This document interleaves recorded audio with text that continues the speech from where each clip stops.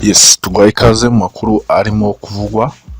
Turaza kwibanda ku ngingo zikurikira. Ese wamenye ko Muhazi United y'abakinnyi 10 yahagamye APR mu mukino wa shampiyona? Ni mu gihe ikipe ya APR akomeza gukora amakosa, Rayon Sport ahita igaruka ku mirongo y'imbere ku bantu bakurikirana igikombe cya shampiyona ku rundi ruhande. Ariko nubwo ikipe Rayon Sport nayo yatsinze ikipe ya Mukura mu buryo bukomeye cyane cya Ngendahimana Eric, igitego cyiza cyane gitegesha amanota 3 ikipe Rayon Sport. Ubu tuvugana ikipe Rayon Sport kugenda iritaninga ku gikombe cya shampiyona kuko harabura imikino 5. Bivuze ko ikipe APR niba itameze neza kugenda ikomeza gutsindwa, ikipe Rayon Sport igenda ibikora byaba ari inkuru nziza cyane ku rundi ruhande.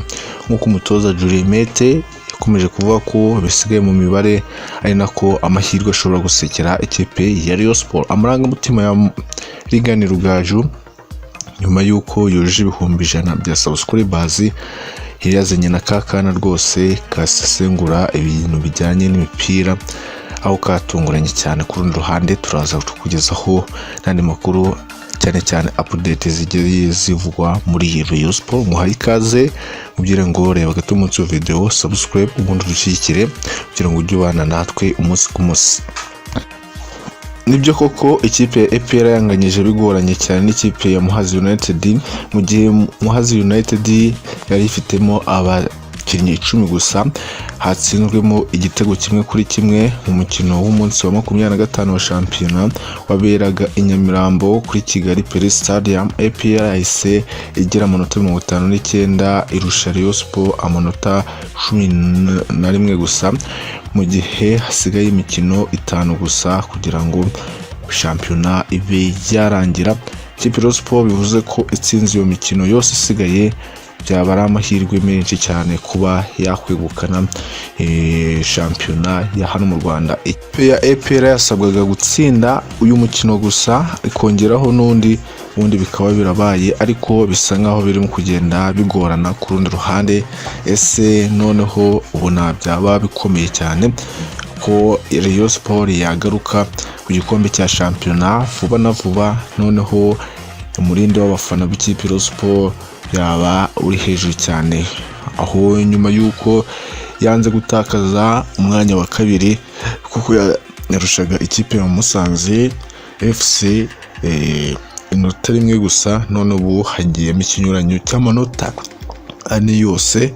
Ni ibintu byiza cyane, kandi imikino ikipe Rayon Sport isigaje nemeza neza ko nakabuza azagenda ibikora neza. Uyu muyoboro wa Rigani Rugaju Sports ukorera kuri YouTube anyuzaho amakuru ya siporo wuzuye mu sesenguzi umunsi ku munsi, ndetse aho hanaje kumvikana ko ari we mu basportifu b'abanyamakuru bafite platform zibyimbye kurusha abandi banyamakuru bagiye bihuza. Ubwo ntabwo twabagiye tubashiramo, gusa na Lorenzo Info arimo kugenda asatira kuko ari kuri 40,000 bya subscribers.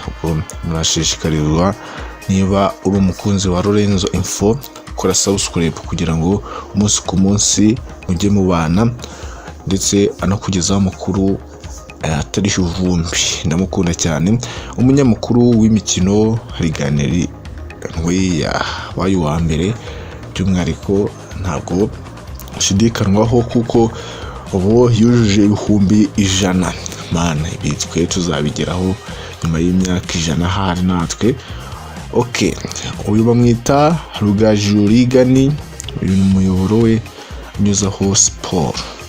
Ageze kuri Radio Rwanda aho byabaye ibindi yaciye agahigo kubera ibikabyo agira tundi agenda nagamo. Ibi bituma abakunzi batari bake bagenda bamukurikirana cyane, ariko wakongeraho umunwa aba afite, umunwa agira niwe utuma agera kuri ibi bintu, kuko nta kintu asimbuka, byose arabivuga akabishira hanze. Nawe uzujye vuga byose ubundi wibona amafaranga, ariko byakugora kuko niba ugiye muri politiko byagucanga wahita no kunyata bakufungira mu mwobo. Ku rundi ruhande vuga kuri siporo umutangira ukore ubwatsi ku rundi ruhande. Gusa yari yitwaje na kakana gasesengura ibijyanye n'imikino, kana kari active neza cyane kuko kagaragaje ubuhanga budasanzwe. 11 wa pyramide yahise abashira hanze byihuse, arapfukama ashima Imana yamufashije uyu biga ni kuba yakwesa kano gahigo. Ibyo nibyo byagaragaye mu kiganiro Isimbi yagiranye n'umunyamakuru nawe waciye agahigo kuzuza miliyoni y'abasubscribers.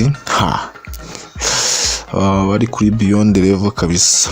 Yakomeje ashimira buri muntu wese wagize uruhare mu kuba yujuje ibihumbi 100. Uyu munsi ahora yizeye ko wakomeje kumushyigikira kandi